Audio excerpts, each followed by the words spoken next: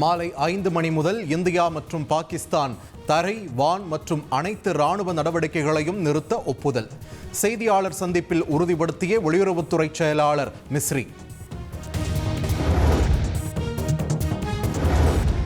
இரு தரப்பினரும் தரை, வான் மற்றும் அனைத்து ராணுவ நடவடிக்கைகளையும் நிறுத்த ஒப்புதல். பாகிஸ்தான் ராணுவ நடவடிக்கைகள் குழு இயக்குனர் இந்திய ராணுவத்துடன் நடத்திய பேச்சுவார்த்தையால் முடிவுக்கு வந்த போர் பதற்றம். போர் நிறுத்தத்தை உடனடியாக அமலுக்கு வர ஒப்புக்கொண்டுள்ளதாக பாகிஸ்தான் துணை பிரதமர் இஷக்தர் அறிவிப்பு. தங்கள் இறையாண்மையில் சமரசம் செய்து கொள்ளாமல் பிராந்தியத்தில் அமைதி மற்றும் பாதுகாப்பிற்காக பாடுபடுகிறது என்றும் விளக்கம். போர் பதற்றம் காரணமாக மூடப்பட்ட பாகிஸ்தான் வான்பரப்பு மீண்டும் திறப்பு. இந்தியா பாகிஸ்தான் இடையிலான தாக்குதலை நிறுத்த அறிவிப்பை தொடர்ந்து நடவடிக்கை.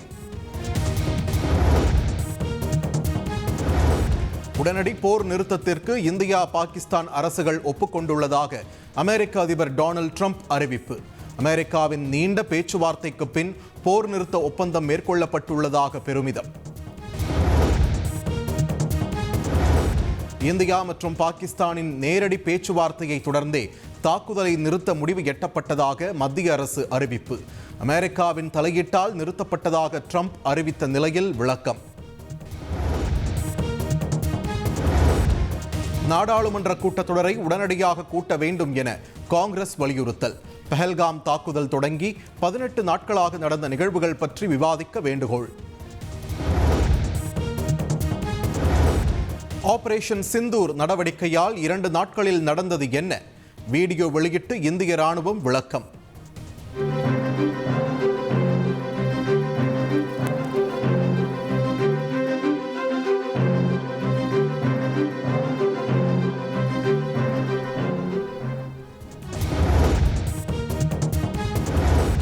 ஆபரேஷன் சிந்தூர் நடவடிக்கையில் கொல்லப்பட்ட சில பயங்கரவாதிகளின் பட்டியல் வெளியீடு. ஹஃபீத் முகமது ஜமீல், முகமது யூசுப் அசார் உள்ளிட்ட 5 பயங்கரவாதிகள் கொல்லப்பட்டதாக தகவல் வெளியாகியுள்ளது. சென்னை மெரினாவில் உள்ள காமராஜர் சாலையில் முதலமைச்சர் மு க ஸ்டாலின் தலைமையில் பிரம்மாண்ட பேரணி. இந்திய ராணுவத்தின் வீரம், தியாகம், அர்ப்பணிப்பை போற்றும் வகையில் தேசிய கொடி ஏந்தி பேரணி நடைபெற்றது. முதலமைச்சர் மு க ஸ்டாலின் தலைமையிலான பிரம்மாண்ட பேரணி தீவுத்திடலில் உள்ள போர் நினைவு சின்னத்தில் நிறைவு. பஹல்காமில் நடந்த பயங்கரவாத தாக்குதலில் உயிரிழந்தவர்களின் புகைப்படங்களுக்கு முதலமைச்சர் மு க ஸ்டாலின் மலர் தூவி மரியாதை.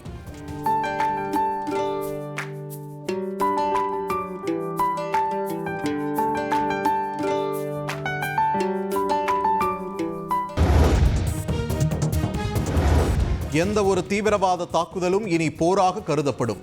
தாக்குதலுக்கு ஏற்ப உரிய பதிலடி கொடுக்கப்படும் எனவும் மத்திய அரசு வட்டாரங்கள் தகவல்.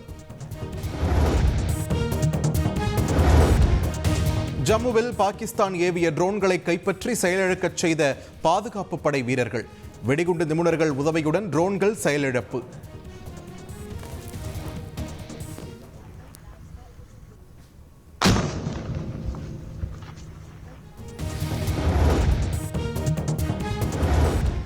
ஜம்முவில் பாகிஸ்தான் நடத்திய ஷெல் தாக்குதலில் இந்திய எல்லை பாதுகாப்பு வீரர்கள் காயம். ஆர்எஸ்புராவில் நடந்த தாக்குதலில் 8 வீரர்கள் காயமடைந்ததாக தகவல். போர் பதற்றம் காரணமாக நாடு முழுவதும் விமான நிலையங்களில் 2ஆம் கட்ட பரிசோதனையை அமல்படுத்திய CISF பயணிகள் உடைமைகள் மற்றும் சரக்குகளை கண்காணித்து தீவிரமாக சோதனையிட உத்தரவு.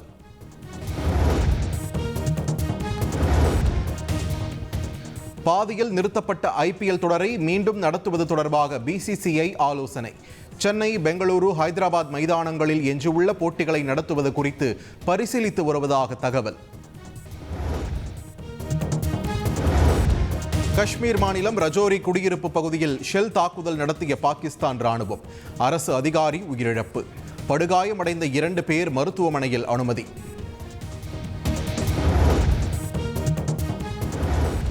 ஜம்மு காஷ்மீரில் எல்லை தாண்டி பாகிஸ்தான் நடத்திய தாக்குதலில் உயிரிழந்தவர்களின் குடும்பங்களுக்கு தலா 10 லட்சம் ரூபாய் நிவாரணம். ஜம்மு காஷ்மீர் மாநில அரசு அறிவிப்பு.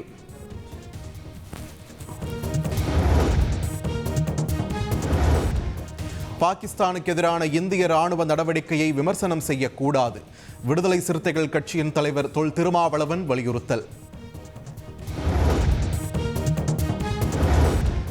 தமிழக பாஜக முன்னாள் தலைவர் அண்ணாமலை பங்கேற்கும் தந்தியின் பாட்காஸ்ட் சிறப்பு நிகழ்ச்சி இன்று இரவு 9 மணிக்கு உங்கள் தந்தி டிவி நேரலையில் காணத் தவறாதீர்கள்.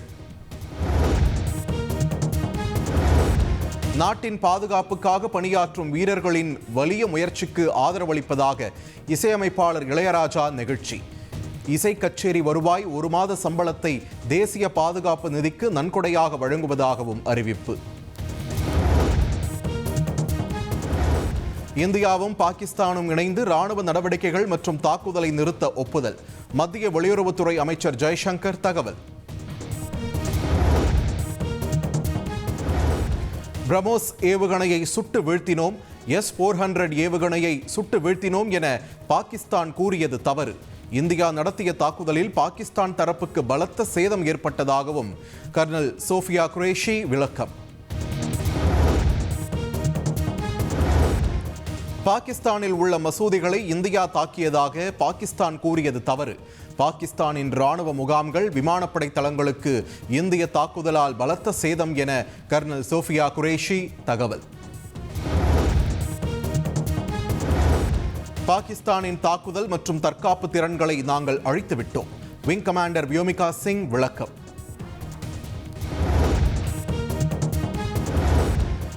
எந்த ஒரு ஆபரேஷன் நடத்தப்பட்டாலும் அதனை எதிர்கொள்ள தயாராகவே உள்ளோம்.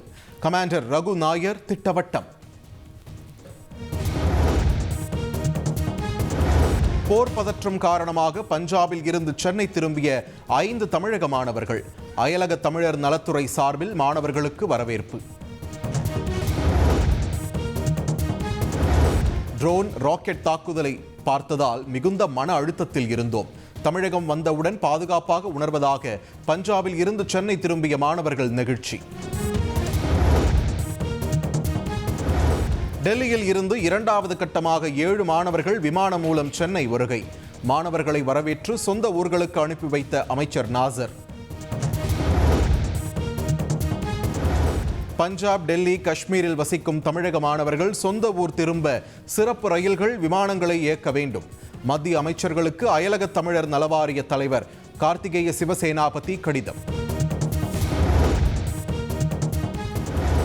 சேலம் விமான நிலையம் முழுவதும் துப்பாக்கி ஏந்திய போலீசார் தீவிர கண்காணிப்பு. போர் பதற்றம் காரணமாக விமான நிலையத்திற்கு வரும் அனைத்து வாகனங்களும் முழுமையான சோதனைக்கு பிறகே அனுமதி.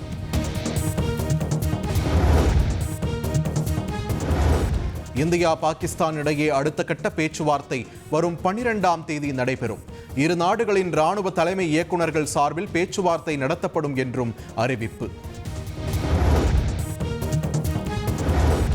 திருவண்ணாமலையில் முக்கிய இடங்களில் வெடிகுண்டு நிபுணர்கள் குழு தீவிர சோதனை. சித்ரா பௌர்ணமியை ஒட்டி நாளை லட்சக்கணக்கான பக்தர்கள் வருவார்கள் என்பதால் நடவடிக்கை.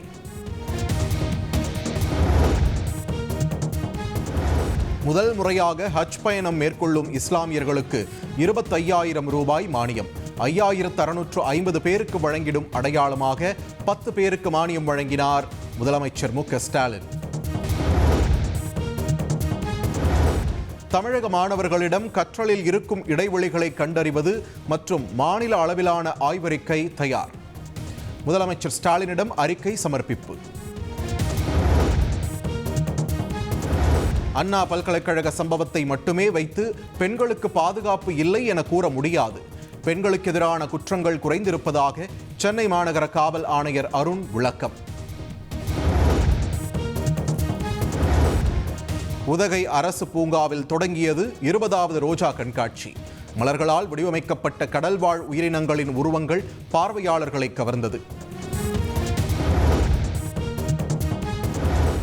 வைகையில் எழுந்தருளும் வைபவத்திற்காக அழகர் கோவிலில் இருந்து புறப்பட்டார் கள்ளழகர். கள்ளர் வேடமிட்டு கண்டாங்கி பட்டுடுத்தி கையில் தடியுடன் புறப்பட்ட அழகரை காண குவிந்த பக்தர்கள். வைகை ஆற்றில் கள்ளழகர் எழுந்தருளும் பகுதியில் 3 அடுக்கு தடுப்பு வேலி அமைத்துள்ள போலீசார். பக்தர்களின் பாதுகாப்புக்காக வைகை வீரன் புகார் செயலி அறிமுகம். தங்கம் விலை இன்று சவரனுக்கு 240 ரூபாய் அதிகரிப்பு. ஒரு சவரன் ஆபரண தங்கம் 72,360 ரூபாய்க்கு விற்பனை.